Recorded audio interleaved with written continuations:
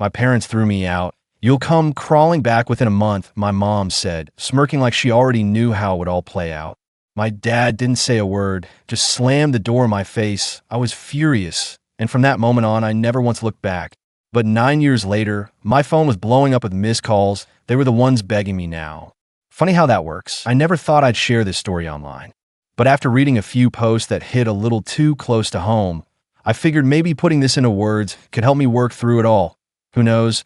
Maybe someone out there dealing with toxic family stuff will hear this and feel a little less alone.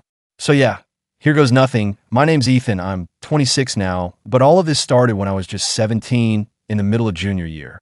I was never the golden child they wanted. My dad worked long hours at a manufacturing plant, and my mom answered phones at a dentist's office. We weren't rich, but we were stable enough in our small town. They had my future mapped out before I even hit puberty. Good grades, attend state college like my dad, marry a sweet local girl, pop out a couple of kids, and live out their version of suburban success. The problem? I hated school. Not because I wasn't capable, I could get decent grades when I actually gave a damn. But I've got ADHD. Didn't even find that out until everything had already gone off the rails. Sitting through endless lectures on things I couldn't care less about felt like a slow death. What I did love. Using my hands. I was all about building stuff, fixing things, figuring out how things worked. When I was 15, I spent that whole summer helping our neighbor Judah turn his old garage into a workshop. That was the first time I felt genuinely proud of something I'd done. My parents hated it. Anytime I brought up maybe going into construction or learning a trade, my mom would get this tight, pained expression like I'd told her I wanted to be a full-time trash collector. My dad would go into his usual lecture about wasting my potential. According to him, people like us didn't do physical labor. Now that I think about it, I don't think it was really about the work. They were obsessed with appearances. They wanted to be able to say, "Our son's a college graduate," not, "Our son works with his hands." Tensions had been building for months. I was working part-time at a local shop after school, quietly stashing away every dollar because something in my gut told me I'd need it soon. My grades were tanking because, honestly, I checked out. Dinner became a war zone. Always about college apps, the future, or how I was supposedly throwing away my life. Everything boiled over in April, about 6 weeks before graduation. I'd gotten into the state university.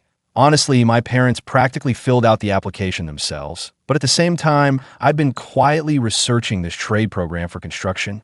It was cheaper, shorter, and actually taught skills I gave a crap about. I got accepted, and they even offered me a partial scholarship after seeing a portfolio of projects I worked on. I figured I'd tell my parents over dinner. Huge mistake. The second I said the words trade school, my dad threw his fork down so hard it bounced. My mom immediately burst into tears. Not sniffles. Full-on sobbing, like I'd just been diagnosed with something terminal. What followed was the ugliest fight we'd ever had. My dad accused me of being ungrateful, said I was throwing all their hard work back in their faces. My mom kept repeating that she didn't know what she did wrong, that she was disappointed in me when I tried to explain why this path excited me. My dad cut me off with something I'll never forget. No son of mine is going to waste his life like that. Then he said, "If you're too blind to see what you're giving up, maybe you're not the son we thought we had." That hit like a punch to the chest. I snapped, told them I was done living for their dreams instead of mine. That I was almost legally an adult and had the right to make my own decisions, that they never actually heard me or cared about what I wanted. We were all yelling by that point. It got nasty, real nasty. I said some things I regret. They said worse. Eventually, my dad shouted that if I wasn't going to follow their rules and their plan, I could leave. I think he assumed I'd cave. He was wrong. I went upstairs, grabbed the emergency bag I'd packed weeks earlier. Yeah, I'd been ready, and stuffed in the rest of my clothes, grabbed my laptop, the $1,200 I'd saved up, and a folder with my documents. Birth certificate, social, the works, paranoia paid off. When I came downstairs with my bags, they looked stunned, like they hadn't expected me to actually go through with it. My mom tried to guilt trip me. "You're making the biggest mistake of your life. You think you know everything at 17. My dad just stood by the front door, arms crossed, no emotion. As I stepped outside, my mom called after me again. "You'll come begging in a month." She added, "You have no clue how brutal the real world is." And the smirk she gave me right then. I swear, something inside me just broke. My dad didn't say a thing, just slammed the door behind me. I stood there for a moment, staring at the house I'd lived in my whole life. Numb, the sky had started to drizzle, which somehow felt perfect. I actually remember thinking, of course it's raining, classic dramatic exit. Then I pulled out my phone and called my friend Corey. His parents were good people. Thankfully, the next few days were a complete blur. Corey's folks let me crash on their couch, but I knew that couldn't last forever. I was still in school, trying to make it to graduation while also figuring out where I'd sleep, what I'd eat, and how to be a grown-up on the fly. It was overwhelming. I'd just be walking through the halls when it had suddenly hit me. Holy crap, I'm literally homeless. I had panic attacks in the school bathroom, just locked myself in a stall and tried to breathe, but there was one thing that kept me going: stubborn, red-hot anger. No way was I going to let my parents be right about me. Corey's mom helped me apply for emergency aid. Since I was technically an unaccompanied minor, I qualified, one of the few adults who ever actually listened. Our school guidance counselor helped me understand the steps I need to take to get legally emancipated. I picked up more hours at my job and even found a second gig washing dishes at this little diner down the road, but honestly, the hardest part wasn't juggling shifts or scraping together rent. It was the emotional stuff that wore me down. Seeing other kids joke around with their families, hearing classmates complain about arguments with parents who still hugged them at the end of the day, and realizing what my parents did. That wasn't normal. Most parents don't throw their kid out just for choosing trade school over college. And love? It's not supposed to come with conditions. About 3 weeks after I left, I got a text from my mom. No apology, no check-in to see if I was alive. Just, when you're ready to apologize and accept our help on our terms, you can come home. I didn't answer. A week later, my dad left me a voicemail saying basically the same thing. They didn't care how I was doing. They just wanted to be proven right. They were so convinced I'd come crawling back that they were just waiting for their "I told you so" moment. I graduated high school, sleeping on Corey's couch. And guess what? My parents still showed up to the ceremony. I guess they had to keep up appearances. They tried to talk to me after. I didn't stop walking. By June, I'd scraped together just enough money to move into a total dump with 2 other guys. It was grimy, loud, and smelled like mildew. But it was my name on the lease, my keys in my pocket. I enrolled in that trade program with my scholarship and kept working close to full-time to cover the rest. It was brutal. I barely slept, but every time I felt like giving up, I'd picture my mom smirk and hear that door slamming behind me. And somehow, I'd push through. That first year was pure survival mode. I was drained all the time. Emotionally, physically, all of it. I cried myself to sleep more nights than I'd admit out loud. I missed having a family, even a dysfunctional one. Some mornings I couldn't even sit up right away, but I still got up every single time. And you know what? I never once crawled back. Not in a month, not ever. This is already getting long. So I'll post part 2 tomorrow if anyone's still following. That's when things slowly started shifting, but the road was still rough. Edit, didn't expect this to get so much attention. Thanks for all the support in the comments. Part 2 coming tomorrow. Update 1. So wow, didn't expect that last post to hit home for so many people. Thanks again, picking up where I left off. The first few months living on my own, total chaos, no sugarcoating it. After crashing at Corey's for a bit, I moved into a beat-up apartment with 2 random dudes. Marcus worked nights, so I barely saw him. And Tyler? I'm like 90% sure he was dealing something, but he kept to himself, paid his share, and didn't bring drama, so I minded my business. The place was rough. Roaches had their own territory and didn't care who saw them. The shower had mood swings, sometimes ice cold in the middle of shampooing, and the walls were so thin I got a front row seat to the neighbor's nightly soap opera. But still, it was my place, or at least 1/3 of it. No one could kick me out as long as I paid my share. That meant something. I was juggling 2 trash jobs, hardware store in the evenings and the diner on weekends, while also grinding through trade school. I averaged maybe 4 hours of sleep a night. My diet was a rotating menu of instant noodles, eggs, and whatever scraps I could snag from the diner kitchen. I dropped 20 pounds and probably looked like a reanimated corpse. Meanwhile, kids my age were posting party pics and spring break selfies while I was trying to stretch my laundry another week because the quarters in my jar had to go to bus fare. My parents reached out a couple more times, always with the same tone. When are you going to stop being stubborn and come home? Not once did they ask if I had food, or if I was okay, or if I needed anything. Just more guilt trips and power plays. I'll never forget this one day about 3 months in. I was restocking light bulbs at the hardware store when my coworker tapped me and said, "Some guy in khakis is asking for you up front." I peeked around the aisle and froze. It was my dad. He looked totally out of place, standing there between racks of spray paint and extension cords. I panicked and ducked in the stockroom, stayed there, heart racing, peeking through the back window. I watched him wait outside in the parking lot for 15 minutes. Then he got in his car and drove off.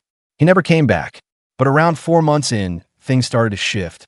There was this regular at the hardware store, Santiago. He came in a lot for renovation supplies. One day, he was looking for a specific sink part, and I not only found it, but explained exactly how to install it, and even sketched out a little diagram for him on a scrap of receipt paper.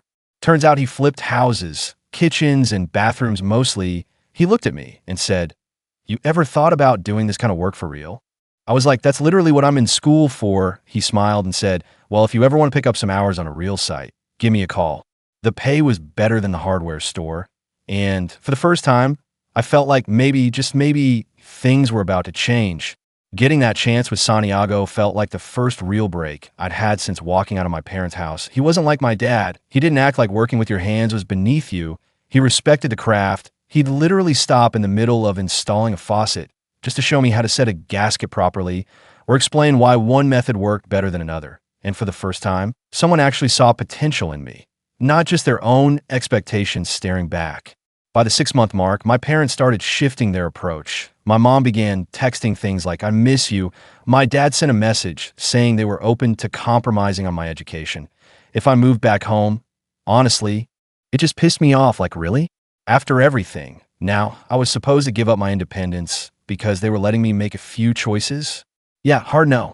I finished that first year of trade school with decent grades. Turns out I wasn't stupid after all. I just needed to be learning something that actually mattered to me. Santiago started trusting me with more responsibilities, and the pay got better too. I was finally able to move out of the Roach Motel and into a slightly less depressing apartment, this time with only one roommate, Aiden, a nursing student who was broke like me, but at least knew how to wash dishes and take out trash.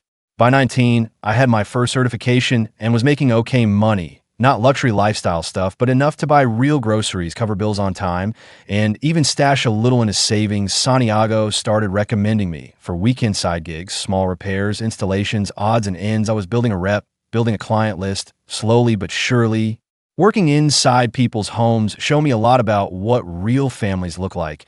I'd be up on a ladder installing a light fixture and overhear parents cheering their kid on for a B+, or see framed pictures for vacations, graduations, birthdays. Normal stuff that shouldn't have felt like science fiction.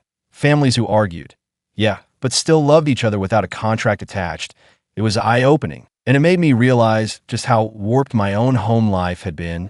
When I was almost 20, my mom showed up unannounced at my apartment. No clue how she even found my address. Probably snooped through a mutual Facebook connection. I almost didn't recognize her standing there in my doorway. She looked older. I let her in because, I don't know, I just froze. She looked around my little place like she was evaluating the damage. Definitely not impressed. Asked me basic questions about what I was doing, how I was living, like we were catching up at high school. Reunion or something. Then she dropped the real reason for her visit. My dad had been passed over for a promotion, and things were tight financially. She wanted to know if I could help out. I actually laughed like, "Are you serious right now?" 2 years ago, they tossed me out like garbage, told me I wouldn't last, and now I was supposed to bail them out? I told her I was still getting on my feet and couldn't spare anything. She left looking disappointed, like I'd failed some invisible test. Not a single word about being proud of me for making it on my own. After that visit, I hit a weird emotional slump, started questioning if I'd been too harsh, wondering if maybe I should have forgiven them, but then I'd remember the smug looks, the way they never actually apologized, the conditions on their love, and the anger would roll back in like a wave. Aiden picked up on the funk I was in and introduced me to his friend Lucy, a psych student who he said gets people stuff. She ended up becoming one of my closest friends.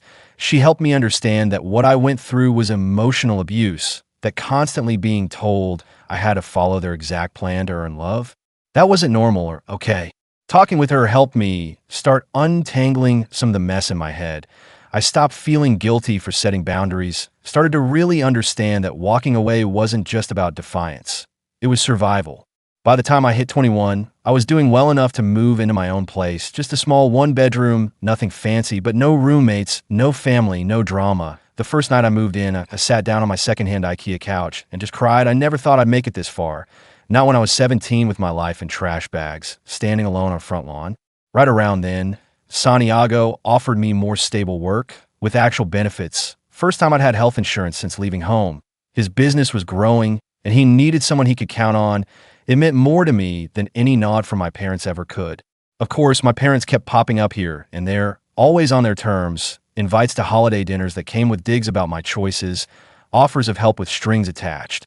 Every interaction felt like trying to breathe underwater. Eventually, I pulled back, limited things to the occasional text, maybe one awkward visit a year. What they didn't get, and maybe never will, is that I was building a real life, one that looked nothing like what they planned, but it was mine. I had work I liked, friends who saw me, not some version they wanted to control, was finally making something solid out of all the mess. By 23, I had stacked a few more certifications and was Santiago's go-to guy for certain types of projects. We worked well together, and he even started hinting at bigger roles in the future.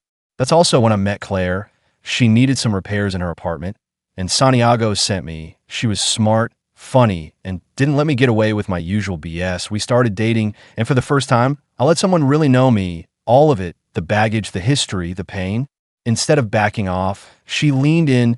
Her family had their own issues, though nothing like mine, but she understood. She got it. Naturally, as soon as my parents found out I was seriously dating someone, they suddenly became very interested in my life again. They suddenly started following me on Instagram, acting like those years of radio silence had never happened. My mom messaged, saying she'd love to meet Claire, like we were playing happy families now. But I kept them at a distance. Claire didn't need to get dragged into all that passive-aggressive manipulation. At this point, it had been 4 years since they threw me out. I was stable in my own place in a healthy relationship, and I'd built a life from the ground up without their help. That whole "you'll come crawling back" prophecy couldn't have aged worse. But because life loves a plot twist, the story wasn't over. Just when I thought I'd finally moved on, the next chapter started getting messy in ways I wasn't ready for. Part 3 drops tomorrow. So, here's update 2. Appreciate everyone who's been reading. Seriously, your support hits hard. Picking up where I left off, by the time I hit 24, life had settled into this quiet rhythm that felt steady, not glamorous, not perfect, but mine. I was working odd jobs, saving what I could, and slowly stacking experience. Most of it was physical work, labor heavy, sometimes mind-numbing, but it kept the lights on and food in the fridge. I had this little studio apartment. Just one room and a kitchenette that barely fit a microwave and a dented mini fridge. But it was mine. No more roommates, no parental guilt trips, just me and a mismatched collection of secondhand furniture. One night, I was doom scrolling Facebook. Yeah, I know, full boomer move, and got a notification. My cousin Madison had tagged me in some family gathering photo. I wasn't in it, obviously, but in the background, I spotted my parents, mom with her classic plastic smile, and dad mid-sentence, probably recycling one of his usual war stories. But then I noticed something that stopped me cold. On the table beside them was a framed photo of me from my high school graduation. Like what? These were the same people who tossed me out like garbage and barely contacted me unless they needed something. And now they were out here playing the proud parents with my photo like we were one big happy sitcom family. I immediately called Madison. She was like, "Oh yeah, they talk about you all the time, always saying how proud they are." The level of denial was unreal. It was like they'd rewritten history to cast themselves as supportive parents who had just trusted me to find my own way. Right around then, I met Claire, not some rom-com moment. We were both stuck in a slow line at Target, grumbling about the self-checkout machines and their inability to do basic math. She had this unfiltered way of speaking, like thought pops in, mouth says it, no delay.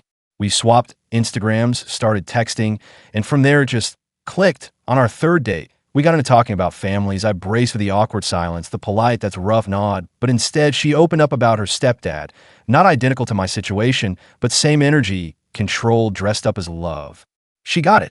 Like really got it. We stayed up talking till nearly 3 a.m. that night. And for the first time, I didn't feel like my past was some shameful secret I had to keep under wraps.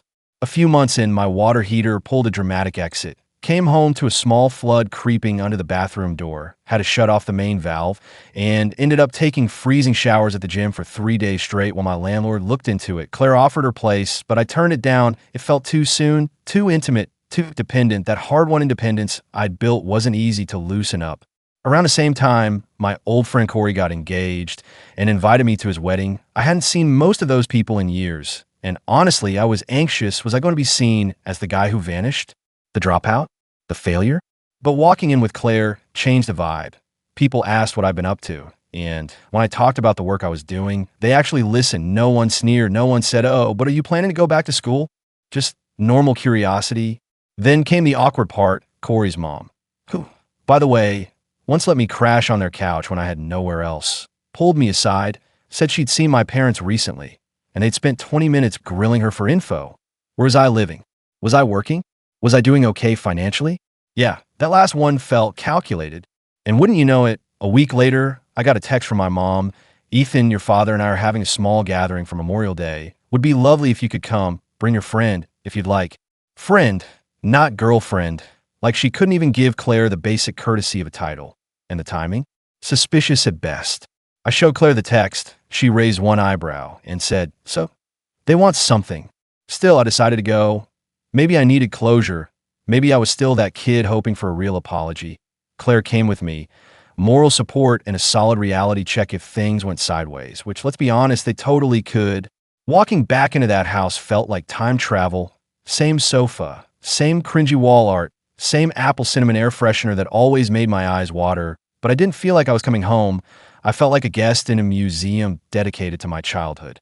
This small gathering was basically just them, my aunt and uncle, and my dad's work buddy Judah and his wife. Everyone acted super chill, like I was just a son back from studying abroad. Smiles, surface level small talk, compliments about how I looked grown up. But underneath all of it, I was waiting for the ask, the real reason I'd been invited. And I didn't have to wait long. It happened after dinner, just like I knew it would. My dad asked me to join him in his study, a room that had always been off limits when I was a kid unless explicitly invited. He started with small talk about the economy, how things were rough everywhere these days, and then, finally, he got to the real reason he'd pulled me aside. He lost his job. After nearly 3 decades at the same company, they let him go, replaced him with some young guy fresh out of school, willing to do the same work for half the pay. The irony didn't escape me.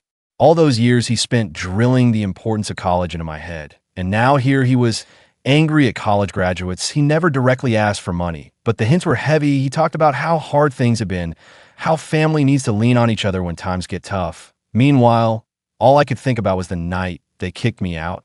I remembered the look on my mom's face, that smug little smirk like she was absolutely certain I'd come crawling back before the month was over. I told my dad I'd think about it. That was the most I could say without risking a blow-up. Claire and I left shortly after in the car. She glanced over at me and said, "Well, that was the most passive-aggressive dinner I've ever survived." She wasn't wrong.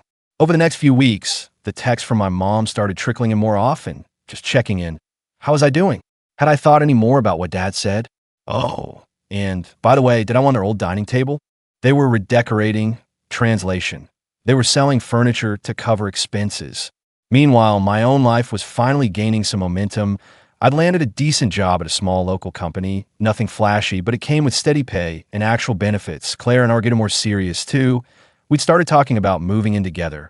My tiny studio felt more like a walk-in closet, and her roommate was driving her insane. Then everything shifted. My mom made this long, emotional Facebook post about the hardships they were facing and how they were trusting in God's plan during this period of unemployment. It was clearly a sympathy grab. Her comment section was full of church friends and extended family offering prayers and words of support. But what really got me was the last paragraph. She wrote, "We're so grateful to have our son Ethan supporting us through this difficult time. Family is truly everything." I nearly spit out my coffee when I read it. I hadn't offered them a cent. I hadn't promised anything. And now she was out there publicly claiming I was financially supporting them. The comments were full of praise about what a devoted son I was. I called her immediately and asked what the hell that post was supposed to mean. She played dumb, said she was just expressing her appreciation for my emotional support, that people must have misunderstood. But I knew exactly what she was doing. She was using public pressure to box me into a corner, to make me feel like I had to help. That night, Claire found me hunched over my laptop, building a spreadsheet, trying to see if I could squeeze out enough to send them something without blowing up my own future. She sat beside me, took my hand, and asked gently, "What would you tell a friend who was going through this?" And that question hit me like a truck. If a friend told me their parents had kicked them out at 17, barely acknowledged them since, and only reached out when they needed something, I'd tell them they owed those people nothing. So I made my choice. I texted my mom and told her I wouldn't be giving them money. I said I understood things were hard, but I was still working to build the life they didn't help me start. I included links to local job programs and financial assistance services, the same ones I relied on when I was alone and broke. Her response? A single okay. Then nothing for 3 weeks. Until yesterday, my phone blew up with calls, texts, voicemails from my parents, from relatives, from numbers I didn't even recognize apparently. Things had gone from bad to worse. My dad still hadn't found a job. And now they were staring down foreclosure. And somehow, all of that had landed squarely in my lap. One voicemail from my aunt said, I needed to step up and be the man your father raised you to be. The irony nearly sent me into a fit of laughter that probably wasn't entirely sane. That night, Claire and I stayed up late talking about boundaries, about what we owe to the people who hurt us, about the line between forgiveness and forgetting, about what I could live with emotionally and financially. The truth is, I still don't know what I'm going to do. Part of me wants to help, because despite everything, they're still my parents, but another part of me can't forget standing on that front lawn with my bags, my mom's voice in my head telling me I'd fail without them. Now the roles are reversed in a way none of us could have predicted. Tomorrow, I'm meeting them, just me, at a coffee shop. Neutral ground. I've got some terms in mind if I decide to help. And I'm setting some boundaries that will not be crossed again. Life's strange, isn't it? 9 years ago, they were sure I couldn't make it a month without their support. Now, they're the ones who can't make it without mine. I don't know if that's karma or just the universe playing its usual games. I'll share what happens after the meeting. Thanks for sticking with me through all of this. Once she calmed down enough to speak clearly, she told me Dad had lost his job again. Only this time, things were worse. They were 3 months behind on their mortgage. The car had completely broken down. And now an eviction notice had landed on their doorstep. 2 weeks. That's all the time they had to come up with the money or lose the house. I sat there in my office, staring at a wall full of framed degrees, awards, and certifications, tangible proof of everything I'd fought for over the years, and felt not nothing, exactly, more like a tired, sharp irritation deep in my chest. After nearly a decade, they were still pulling the same routine, still expecting me to sweep in and save them without question, without reflection. And of course, the timing was impeccable. Just one day before the most important investor meeting of my entire career, I told my mom I'd call her back, hung up, and just sat in silence. A few minutes later, Claire walked in. She didn't push, she didn't advise. She just looked at me and asked, "What do you want to do?"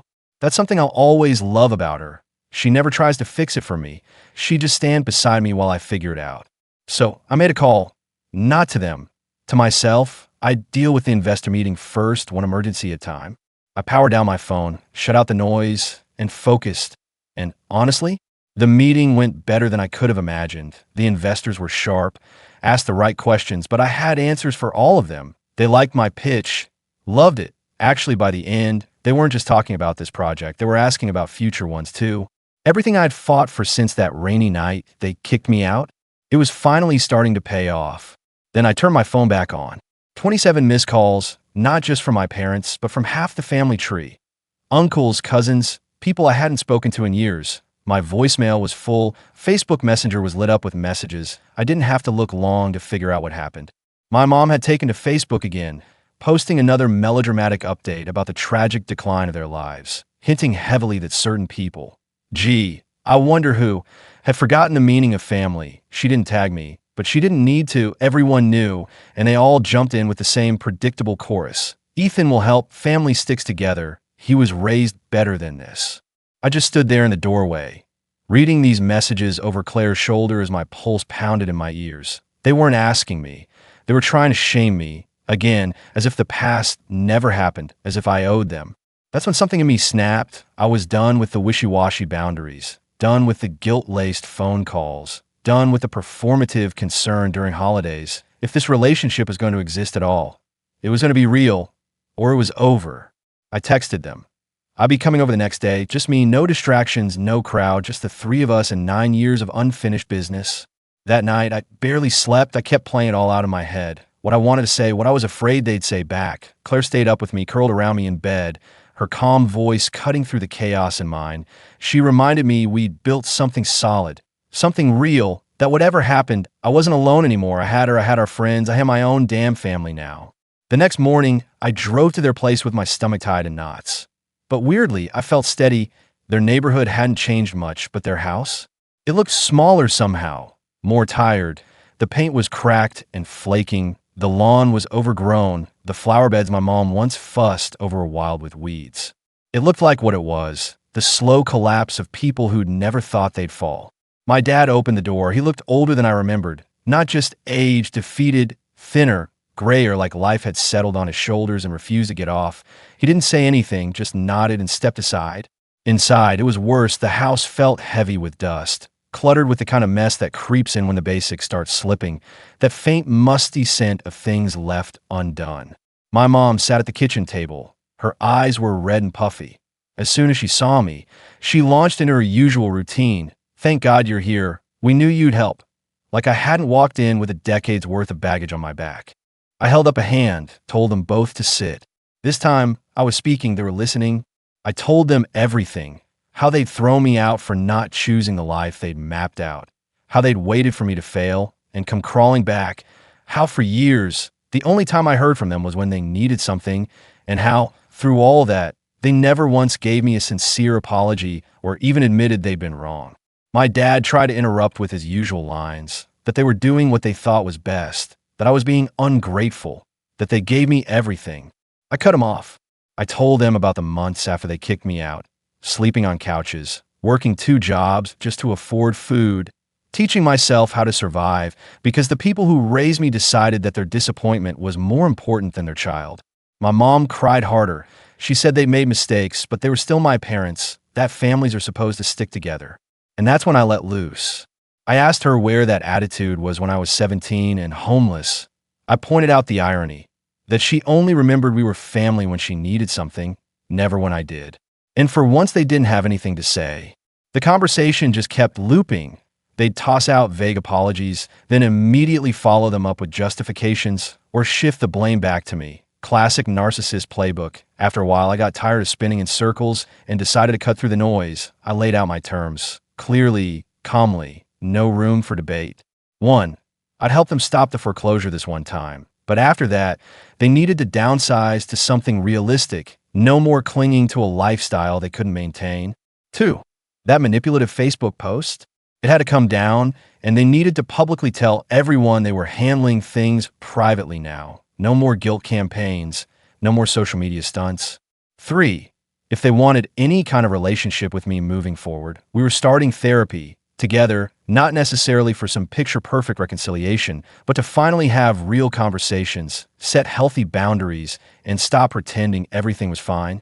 For they had to accept fully and without conditions that my life, my relationship, my career, my decisions belonged to me. Any kind of future support, whether emotional or financial, would only happen if they respected that period. I expected the usual pushback, dramatic reactions, guilt trips, accusations, but instead my dad just slumped like he finally realized the deck was empty. No cards left to play. My mom kept glancing at him like she was waiting for him to step in and somehow fix it. Eventually they agreed, not because they wanted to, not with any enthusiasm, but because they knew the game was up. I wrote the check right there, covered the mortgage payments they'd fallen behind on, not because I owe them anything I didn't, but because I wanted to close that chapter on my terms. As I headed to the door, my dad followed me out onto the porch. For a second, I braced myself for one last attempt to manipulate me, but instead he just looked at me and said something that stopped me in my tracks. "You turned out all right, better than all right, not how I pictured it, but you did good." It wasn't a real apology. It didn't undo anything, but I think it was the most genuine thing he'd said to me in years.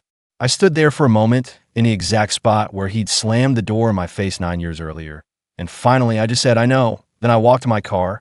It's been about a month since that day, and it's complicated, but they've been sticking to the terms. Therapy's weird and uncomfortable, but it's a start. They're looking into smaller homes. The Facebook mess got cleaned up, tiny steps, but steps nonetheless. I don't know if we'll ever have the kind of relationship other people have with their parents. There's too much wreckage behind us. But at least now, whatever we're trying to build is rooted in honesty, not illusion. Why do know is this? That scared 17-year-old kid standing in the rain with nowhere to go. He made it. He built a life for himself, on his terms, surrounded by people who actually love him, no conditions attached. And eventually, he stopped letting the rejection that broke him define who he was. That night, lying in bed next to Claire, I finally did something I've been putting off. I opened my phone and deleted all the missed calls, 27 of them. They'd just been sitting there, buzzing silently in my notification center like ghosts. Watching them disappear, one by one, I didn't feel satisfaction. I didn't feel smug or vindicated. I felt peace, a quiet, grounded kind of closure. 9 years ago, they thought I couldn't survive without them. Turns out, they were the ones who couldn't survive without me. And that realization? That was worth more than any I told you so ever could be.